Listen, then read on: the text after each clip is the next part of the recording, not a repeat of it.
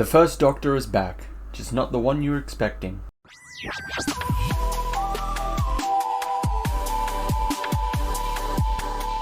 Hello and welcome back to Madmen with a Box. I'm one of the Madmen, Chris, here to talk about The First Doctor Adventures, The Outlaws, the latest release of the First Doctor Adventures range over on Big Finish. This came out on April 12th of this year, 2022.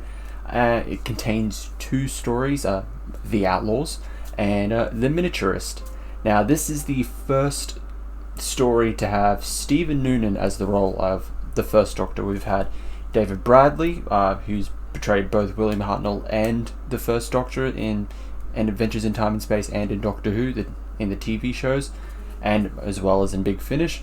We've had, I believe, William Russell and Peter Purvis, like a few of the First Doctor's companions double billed, doing also the voice of the Doctor during some of like the Companion Chronicles or the early adventures. But this is, we've got the new boy. We've got a new kid on the block voicing the First Doctor. So how did he go? So I'm going to go and try not to spoil a lot of this. We'll try and keep it as spoiler free as possible. So my thoughts on The Outlaws is that I liked it. The first story of The Outlaws, the story of that is that the Doctor and Dodo are in 13th century Lincoln. They find themselves in a conflict between Sheriff Nicola de la Haye and the Outlaws led by William of Berkshire. But there's a certain meddler that the Doctor knows that is part of this group of outlaws. He has his own plans, of course, and that is the Meddling Monk, portrayed by Rufus Hound. This is the Rufus Hound incarnation of the monk. I like this story. It does kind of drag on a bit. This story's in 4 parts. It's about 2 hours long, so I don't know. I just find the shortest. I'm just kind of used to the hour-long stories that a lot of the most recent Big Finish stuff does. If it's going with box sets with multiple stories, they're usually just an hour long. At 2 hours, it does feel like a lot of it kind of drags out a bit. But I still like the stories. I like the characters, the setting, everything about it. It fits so well. I had this feeling of even though I haven't watched a lot of classic Who, aside from stuff for the channel, just in my spare time, it kind of captures the feel of it. Compared to the second story, I'll talk about what that kind of captures, but this captures the feel of a classic story, not only just with how the story is told, the setting of the story where it's taking place. It's essentially just it's the OG history lesson kind of episodes, or take place in something that happened in the past, if you get my drift. But it did capture that feel of a classic Who episode.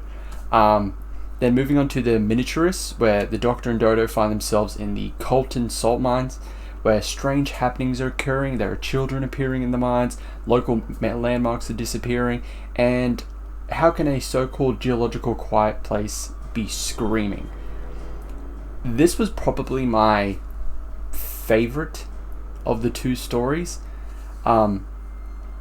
And when I was talking about how the first story captures kind of a classic, it captures the classic feel of classic Doctor Who, this feels like it captures a modern interpretation of a classic Who episode. It still keeps it in that classic Who formula, but it feels a bit modernized, if you get my drift. And that's what I really liked about that.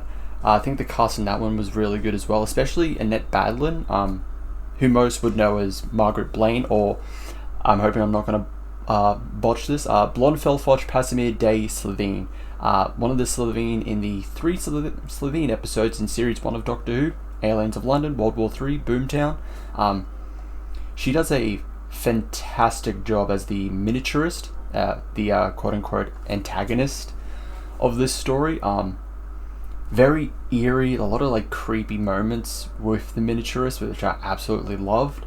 I do like that there's kind of a couple of red herrings in there to make you think that the miniaturist is someone that we already know. The First Doctor says in the story, and then also in the trailer that they released for this, he mentions tissue compression and I was like, oh, is she going to be like another like early incarnation of the Master? Okay, this is interesting. But then I think in scenes with between Dodo and the Miniaturist, they like mention like dolls, like a toy room. It's like, oh, is this maybe the toy maker that in a different body or a different form? Okay, so throwing two red herrings, and like that kept me like also really engaged, like the mystery of like what's the Miniaturist, what is going on. That's what kept me focused on the story. It was that it's just like I want to know, like, am I right, am I wrong, like what is this, what is going on? That's what I loved about this story. Whether that was their intention, it was done really, really well. It kept me hooked. But overall, I think like between the two stories, like great cast. I really like the stories in both of them. Rufus Hound as the monk. Rufus Hound as the monk is amazing. I love him. He's one of the main reasons I got this. I got this box set. It's just, I don't know. I just love the conniving, sneezling conman like approach to the Meddling Monk that he betrays in like every story that he's in. I absolutely love him. So I can't wait for him to be in Companion Chronicles Volume 3 for the Second Doctor. That's coming out this month, I believe, as well. So it may be the year of the Sixth Doctor, but April is the month of the monk. But absolutely love them. Lauren Cornelius as Dodo. I'm not particularly familiar as Dodo as a character. I'm going to say, without even looking it up, her episodes are probably part of the missing episodes. So I've definitely not seen them, but I think she does a good job. I really like her as Dodo. But our main new star, Stephen Noonan as the First Doctor. Now I was in the same boat as everyone else with when we first got this news and when we got the trailer for it. I know he just didn't feel like a right fit for the First Doctor, voice wise, but listening to the stories, my fears were kind of alleviated, mainly because I think Stephen understands the mannerisms of of the First Doctor, of William Hartnell, and he perfectly captures that well. Like, I really feel like he studied, this is how the First Doctor would talk, and the script to that also helps boost this. So it really feels like, yeah, he knows how he is the First Doctor when he's talking, when he's reading these lines. He understands it really well. So I will say, yeah, my fears were definitely alleviated. I think Stephen Noonan did a good job as the First Doctor. And then also, like, just certain parts in the script, like, I know it's, like, well known that, like, William Hartnell would flub or, like, accidentally mess up lines, but they would just keep it in the episodes. So there were actually parts in, especially with the first story, where the First Doctor would kind of like do a double take and just have to say it again, or say what he originally intended properly. So he would mess up saying something but then correct himself afterwards.